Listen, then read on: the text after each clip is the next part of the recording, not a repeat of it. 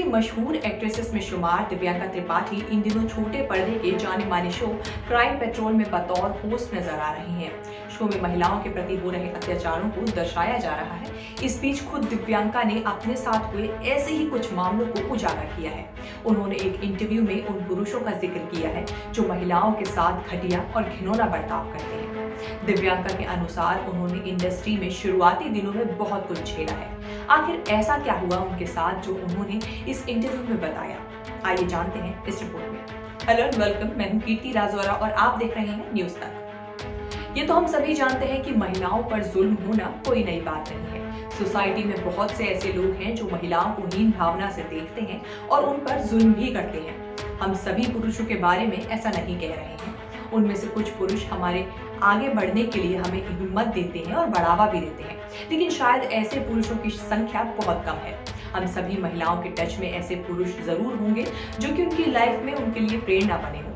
ये हमारे पिता, भाई, बॉयफ्रेंड या पति कोई भी हो सकता है।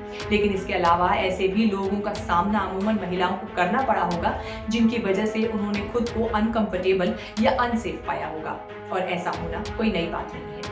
ऐसे ही कुछ लोगों के कांटेक्ट में टीवी एक्ट्रेस दिव्यांका त्रिपाठी भी आई, जिसके बारे में उन्होंने अपना एक एक्सपीरियंस एक इंटरव्यू के जरिए शेयर किया। दिव्यांका ने हाल ही में एक इंटरव्यू में अपने बारे में बताते हुए कई खुलासे किए। इस इंटरव्यू में उन्होंने बताया कि जब वो इंडस्ट्री में नई थी तब उन्होंने ऐसे बहुत से लोगों का सामना किया था जिन्होंने उन्हें घटिया प्रपोजल या अश्लील प्रपोजल तक दिए थे, लेकिन उनका जवाब हर बार ना ही रहा था। शायद ऐसे लोगों को एक बार में ना का मतलब समझ ही नहीं आता, जिसके बाद वो उन महिलाओं को टारगेट भी करते हैं जो उन्हें ना कह चुकी हैं, पर उनका कहना है कि ये सब बर्दाश्त नहीं किया जा सकता। दिव्यांका की माने तो महिलाओं के साथ जो अत्याचार या जो गलत बर्ताव होता है उसको सहन करना हमारी परवरिश ही सिखाती है, और शायद ये कई हद तक सच भी है। महिलाओं को हमेशा शर्तों का पालन करना ही सिखाया जाता है, और सिखाया जाता है कि कैसे हर सवाल का जवाब वो मुस्कुराते हुए दे। सिर्फ महिलाओं से ही ऐसा क्यों एक्सपेक्ट किया जाता है? इसलिए जब तक हमारी परवरिश नहीं बदलेगी तब तक इन समस्याओं का समाधान भी नहीं होगा। दरअसल दिक्कत कानूनों में भी है जो महिलाओं की सुरक्षा के लिए बनाए गए हैं। वो इतने कठोर नहीं है कि घटिया सोच वाले पुरुषों में इन कानूनों को लेकर डर पैदा हो सके। इन कानूनों को इतना सख्त होना पड़ेगा कि महिलाओं के प्रति अपराध करने वालों की रूह तक कांप जाए।